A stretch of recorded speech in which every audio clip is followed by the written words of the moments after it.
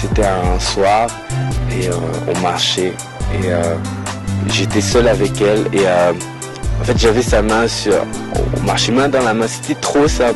Et là j'ai regardé le monde entier et là je me suis aperçu que je passais les plus bons moments de ma vie. Tu vois, c'était tellement simple, c'était pas compliqué, mais je la sentais près de moi et j'étais près d'elle. C'était...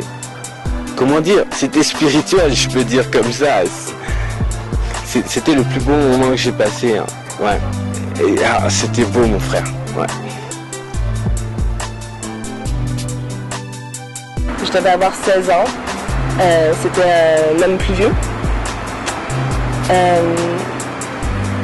Que je trouvais parfait, que je trouvais beau, intelligent, charmeur. Et j'ai été un peu naïve parce qu'il avait beaucoup plus d'expérience que moi. Mais j'ai vécu des moments très forts, très intenses. Et c'est lui qui m'a fait découvrir les plaisirs de l'amour.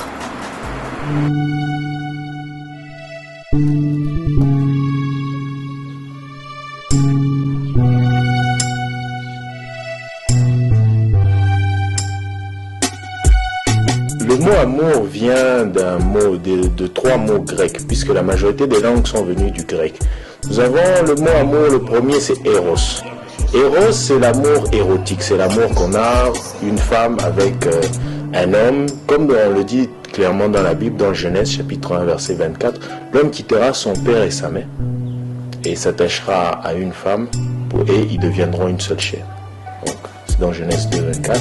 Et nous avons aussi l'amour philéo. L'amour philéo, c'est l'amour fraternel, l'amour qu'on a avec les frères, l'amour qu'on a préférentiellement quand vous aimez un frère, quand vous aimez quelqu'un d'autre. On a l'amour agapéo.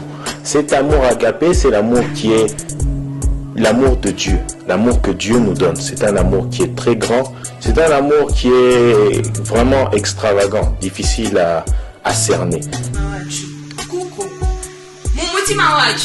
En tant que chrétienne, mon exemple c'est Christ. Il a dit lui-même que le plus grand amour, c'est donner sa vie pour ses amis. Et quand deux personnes s'aiment, sont bien ensemble, se respectent et sont là l'une pour l'autre quand chacun a besoin de l'autre. Tu vois, le truc c'est tant si à un certain âge tu te sens seul, tu te sens assez séparé de tes parents, assez séparé de ceux qui te retiennent. Les choses changent quoi. Et tu as besoin de l'affection. Et généralement c'est vers les filles que tu trouves ça. Et ça te pousse à faire beaucoup d'histoires comme te réveiller à 22h pour juste un appel téléphonique ou comment dire... faire tout ton week-end en fonction d'elle seulement. C'est vrai que Dieu a créé l'homme et la femme pour qu'ils fassent une seule chair. Mais avec le temps, le diable a déformé cette conception que Dieu avait fait Dieu avait de l'amour.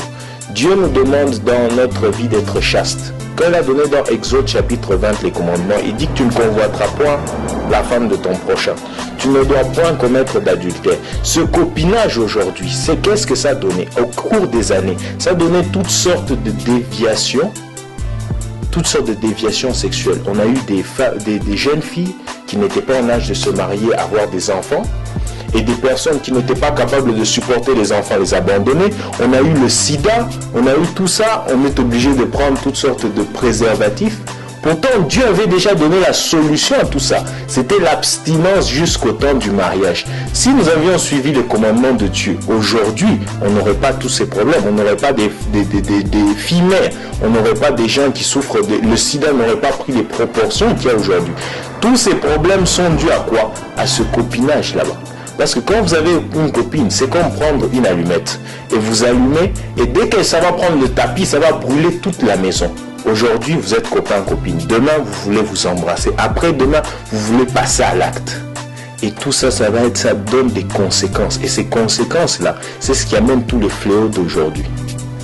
Comme il y a certaines choses que notre conviction ne nous permet pas de faire, dont les relations sexuelles et toute autre chose qui ressemble à ça ou qui entraînerait à ça, il faut éviter au maximum toute relation qui pourrait entraîner à ce genre d'actes.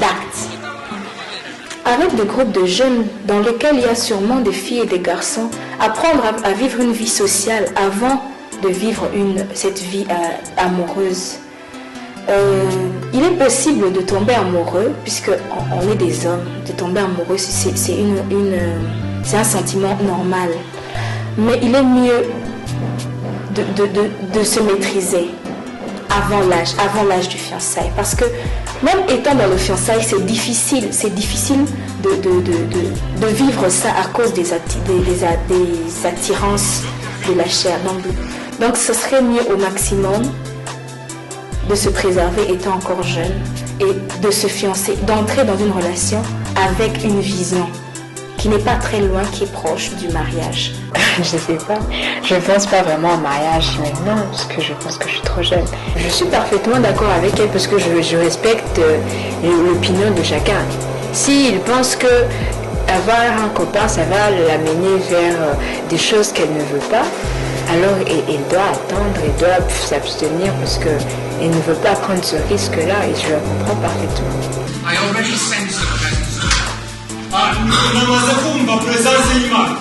Aller à l'église, c'est bien l'église, ça fortifie, ça rend meilleur. Mais c'est bien aussi d'être avec des amis. Oui, c'est très bien. Moi j'aime bien être avec la plupart de mes amis. Je passe ces temps-ci le plus clair de mon temps avec mes amis, tu vois. Et c'est positif, mais en fait, la vie c'est assez compliqué, tu vois. C'est assez compliqué, il faut pas trop chercher à se réjouir, sinon au bout du compte tu te retrouves. Il faut pas tout faire dans des excès, quoi. Il faut toujours prendre à la bonne moyenne, quoi. Mais je dis pas de rester cloîtré chez toi ou bien faire le moine à l'église. Non. Dieu nous a donné quand même à être assez libre, quoi. Faut apprendre à voler, quoi. Apprendre à voler.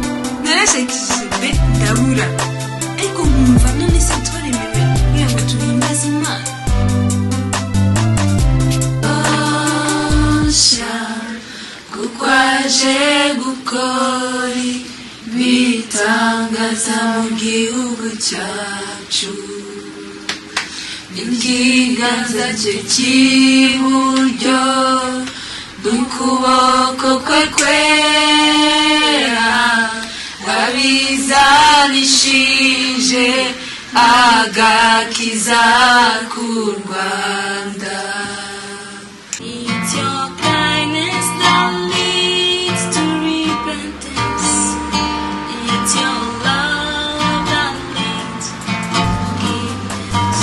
Je crois que l'amour c'est naturel, c'est grand, c'est beau, mais qu'on devrait être plus conscient des effets négatifs que ça peut avoir, comme le sida ou comme des dépressions ou ce genre de trucs. Et il faut être responsable, parce que ça engage toujours une personne avec une autre.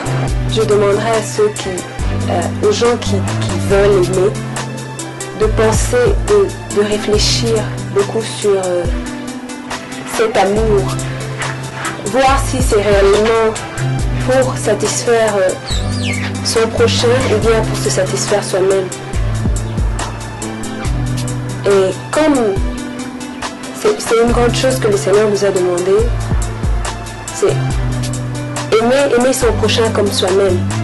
Il faut vraiment penser comment tu t'aimes. Il faut pas être égoïste. Il faut vraiment faire attention à ne pas faire du mal à l'autre. Il faut vraiment voir. Il faut examiner vraiment cet amour pour que ce soit vrai, pour que ce soit un vrai amour. C'est ce que je vous demande à tous ceux qui veulent aimer. Et surtout, avant tout, il faut respecter son prochain, respecter toutes choses, parce que nous n'appartenons pas à nous-mêmes. Nous appartenons sûrement à celui qui nous a créés. Et celui-là est amour.